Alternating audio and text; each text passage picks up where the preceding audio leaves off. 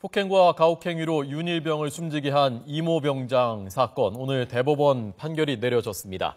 이 병장한테는 살인의 고의성이 있었지만 나머지에게는 고의성이 있었다고 보기 어렵다는 판결이었습니다. 현장 이형원 기자 나오십시오. 네, 대법원입니다. 네, 판결 내용 자세히 전해 주시죠. 네, 대법원이 오늘 오전 윤일병 사건에 대해 상고심 선고를 내렸습니다. 이 병장 등 5명은 지난해 4월 후임 병사인 윤일병을 폭행하고 가혹행위를 가해 끝내 숨지게 한 혐의로 재판을 받아왔는데요.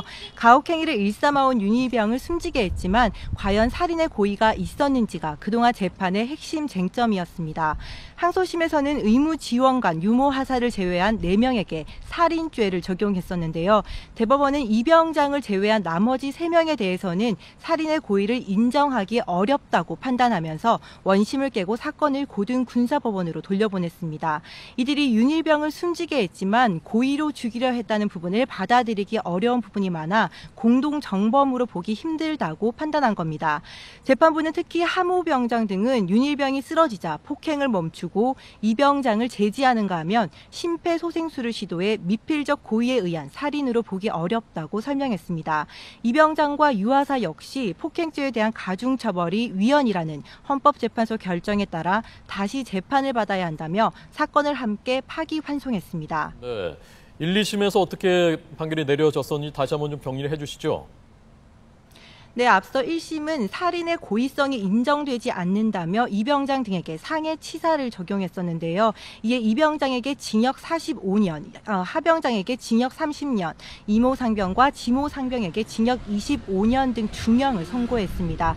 항소심 재판부는 살인의 미필적 고의가 인정된다며 살인 혐의를 적용하면서도 형량을 줄여 이 병장에게 징역 35년, 하병장에게 징역 12년 등을 선고했습니다.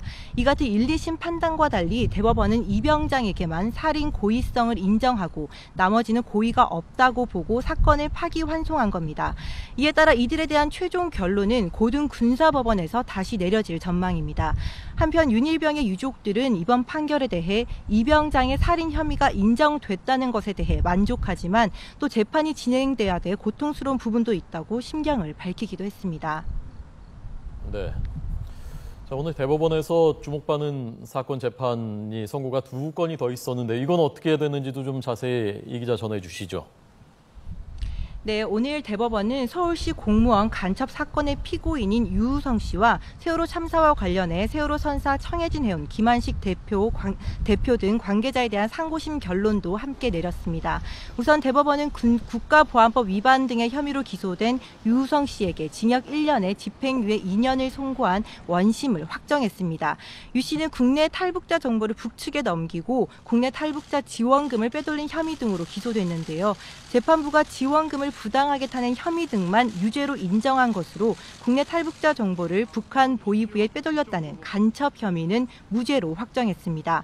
이와 함께 대법원은 세월호 참사에 대한 업무상 과실치사상 혐의 등으로 기소된 김한식 청해진 해운 대표에게는 징역 7년을 선고한 원심을 확정했습니다. 또 함께 기소된 9명 가운데 해운조합 관계자 1명을 제외한 청해진 해운 김모 상무이사 등 나머지 8명에 대해서도 원심을 확정지었습니다. 세월호 참사 관련 업체 관계자들에게 첫 확정 판결이 내려진 것으로 참사의 책임을 인정한 첫 판결로 해석됩니다. 지금까지 대법원에서 YTN 이영원입니다.